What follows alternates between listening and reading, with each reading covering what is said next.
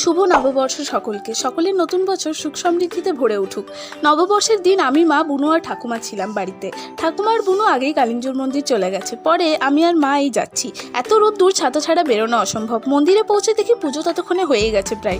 মন্দিরের বাইরে যদিও বড় একটা মেলাও বসেছে, বাট এই গরমে ভিড়ের মধ্যে আর মেলা ঘোরার ইচ্ছে হলো না, তাই মন্দিরে কিছুক্ষণ থাকলাম। মা, বুনু ওদের সাথে অনেকগুলো ছবিও তুলে নিলাম।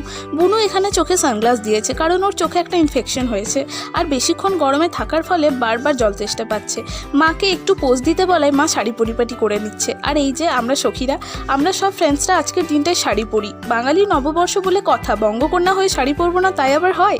এই যে এটা ছিল আমার শাড়ির ফুল লুক। এই লুকটার আমি একটা separate get ready with me video বানিয়েছি। রিলেটেড ভিডিওতে ক্লিক করে সেটা দেখতে পারো চাইলে। আর ভালো লাগলে লাইক সাবস্ক্রাইব করতে পারো। তারপর মায়ের প্রচণ্ড খিদে পেয়ে যাওয়ার সাথে আমরা মেলার একটা দোকানে ছোলা বাটুরা খেতে চলে যাই। মা আমায় খাইয়ে দিচ্ছিল। চলো মিনি ব্লগটা এখানেই শেষ করছি।